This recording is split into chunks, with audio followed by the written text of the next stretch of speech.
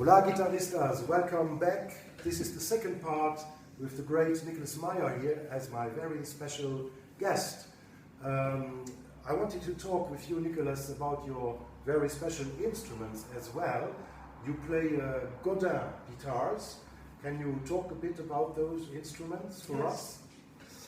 When I was at Berkeley, I had a Fender Tele because I was a fan of Mike Stern. Well, who doesn't like a Tele? Every guitarist must have. Beautiful. And then must have a Tele. you know, Mike Stern having this, and then I had an art star like Scofield. But then I knew it was not fully speaking to me. I had those guitars because I love those artists. Yes. And it made sense to me that I had to look for my own voice or own sound, and of course finding the instrument which speaks. So Godin were the first one, and actually the first one I had was this one, the multi-arc nylon string with fret. And what I liked, it has that classical sound which I wanted in jazz, with the nylon string. With the nylon strings, and of course. It feels like almost like an electric, but a tiny bit bigger. And so with that, I could really experiment with many styles, from adding a bit of flamenco sound and a bit of a Latin sound into the jazz. So that was the easy way to do this with the instrument. A beautiful instrument, very comfortable. And then I got lucky to be in touch with Godin after having my first one and telling them a little bit what I was doing. Are they French or Canadian? They're French-Canadian, so from Montreal, yes. From Montreal, okay, yeah.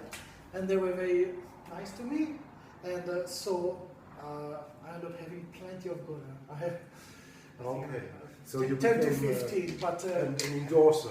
Yes. Endorser Godin, yes.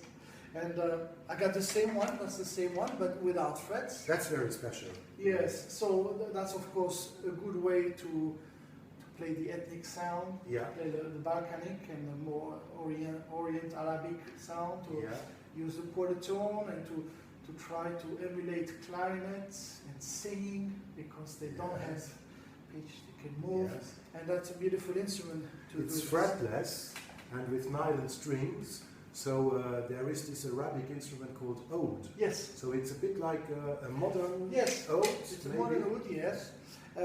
Godin made a small, an oud, very small. I mean the size of a oud, but you can plug in. Okay. So they have this, and I tried that, but what I liked better was the glissentar.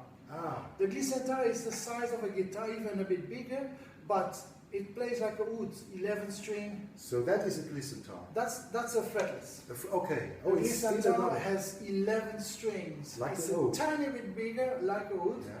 But what I like is the oud is kind of small. The fretboard is like this. Yeah. So you play melody. I wanted to more like a lute. Really. Yes. Yeah.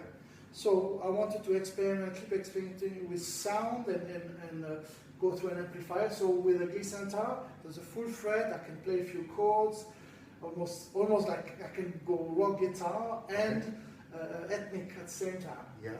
You have to look online for the glissentar, but that's an instrument I record a lot with. Wow, great.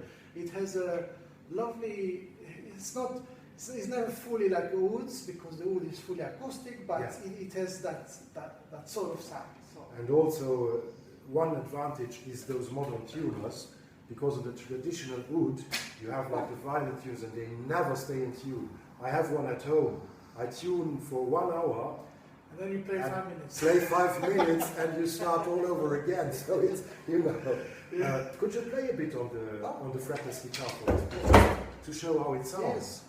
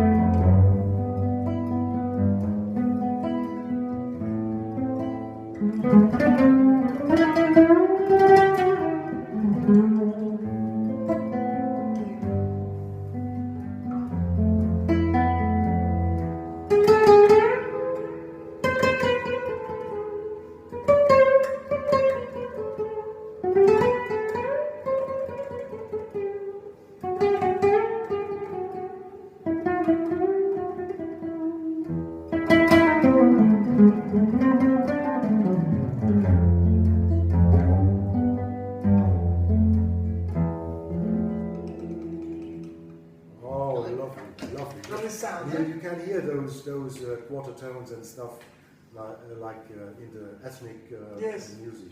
That's great, yeah.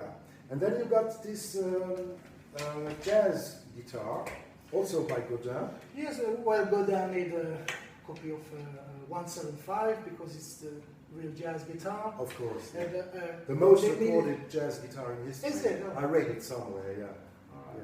Well, it's actually a beautiful guitar. I'm really happy with it, and it also works very well. I don't know the way they build it. There's something about Godin guitar works very well for my hand. Yeah. The size of the neck and. Well, it's the Gibson diapason. It's yeah. shorter than the Fender, yes, so it's more comfortable yeah. to play. Yeah. But the way they've done it is also quite large. I like it. It's beautiful finish and beautiful sound. So I'm loving it. Yeah. I play often with a guitarist called Pete Oxley. Oh, I from know Oxford. it. Yes. He's a wonderful player and a wonderful composer, and we have this duo. We have 5 albums together. He's got the real deal. He's a bit and older. I got the real good. So it's great to have both sounds. He's from a different generation. Yes, yes. He's a bit older, I think. He's a little bit older, yeah. But he's quite known. Yes. Recordings. Shall I hold that guitar for you so you can play on the okay. on the jazz guitar? Just Just actually Yes. do that. Oh, this actually. Yes.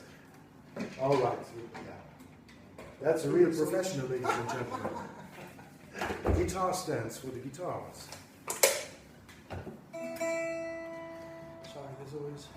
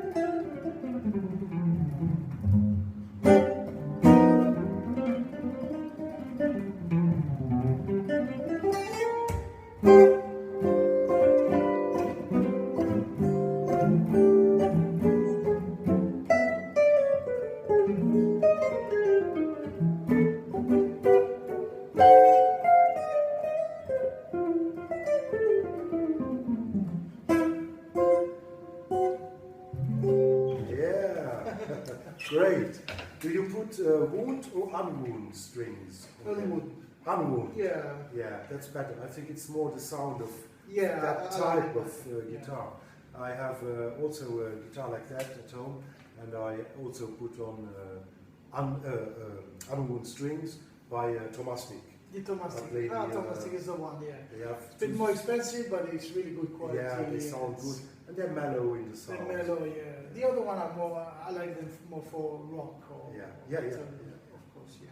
Great. Well, Nicolas, thanks so much again for joining us here. It's been a pleasure, man. Thank you. And see you later, guys. See ya. Cheers. Bye bye.